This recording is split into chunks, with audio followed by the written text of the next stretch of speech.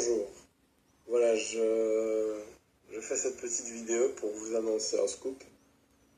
C'est que Michael Jackson est toujours en vie. Et alors, si je vous dis ça, c'est parce que j'en ai eu la certitude. C'est-à-dire que je me suis rendu à Paris au mois de novembre en 2014. Et je me suis rendu au Palace Le Royal Monceau, pas loin des Champs-Élysées, à 200 mètres de l'Arc de Triomphe. Ceux qui connaissent Paris doivent connaître. Et en fait, il s'avère que c'est l'endroit où Michael séjournait quand il était en concert, quand il était en tournée et qu'il se trouve à Paris. Et il adorait ce palace. Et c'est pour ça que me suis rendu là-bas. Et alors, voilà, ça a payé, parce que je suis rentré dans le hall du palace, et déjà, bizarrement, il y avait une chanson des Jackson 5 qui passait dans le diffuseur du hall. Je vais dire c'est une coïncidence, mais voilà.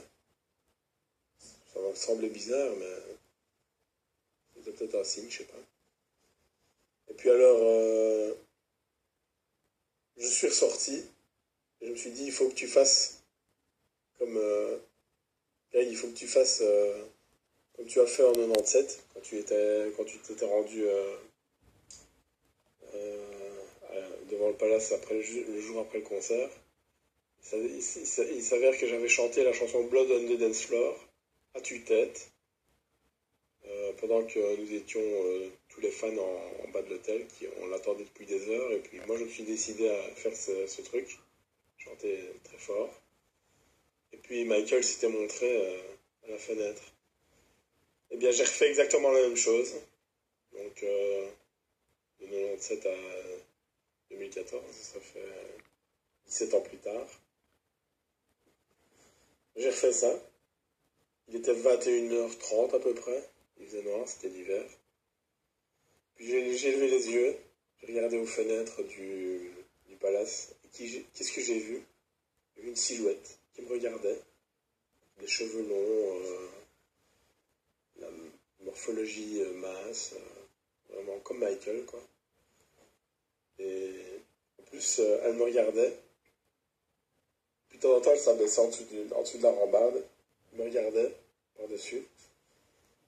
Vraiment des attitudes à la Michael, quoi, comme il faisait à l'époque.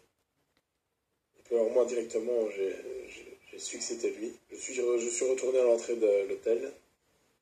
Et j'ai dit au majordome, écoutez, je viens de voir Michael. Je viens de voir une personne et je suis certain que c'est Michael qui était là. Et alors, ils me disent, mais non, tu as vu quelqu'un, tu sais bien que Michael est mort, qu'est-ce que tu racontes? J'ai dit, non, moi je ne bouge pas d'ici, je continue à faire de l'esclandre s'il faut, mais moi je ne pars pas d'ici tant que je n'ai pas ce que je veux. Essayez de lui demander si je peux pas le rencontrer, lui parler un peu. Parce que je suis venu expressément pour lui de Liège. Et il me dit, j'entends qu'on lui parle dans son oreillette. J'entends une voix qu'on distingue par l'oreillette. Et il me dit directement après, tu vois le banc là, va t'asseoir. Et attends. Je m'exécute. Je vais là-bas, je m'assieds sur le banc. J'attends 1 heure, 2 heures, 3 heures. J'étais sur le point de partir, quand tout à coup,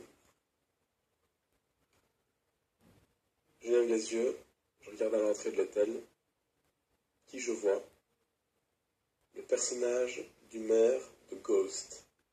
Ghost, le clip de Michael, de 1997.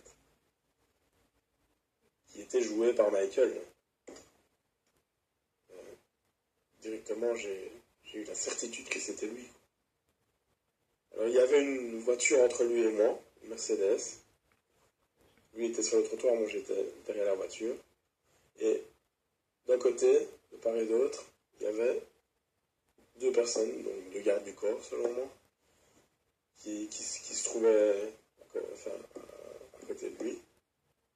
Moi j'ai voulu faire le tour de la Mercedes pour aller serrer la main à Michael. Et là, le garde du corps m'a barré le chemin et m'a dit non, c'est pas possible. Alors, je n'ai pas fait d'histoire, j'ai respecté. Je suis retourné derrière la voiture, j'ai observé ce personnage et je lui ai dit, en anglais, Michael, thanks for all the joy and the happiness you gave us. Il m'a regardé, il m'a souri, et puis je lui ai dit en français, tu parles bien français hein, maintenant?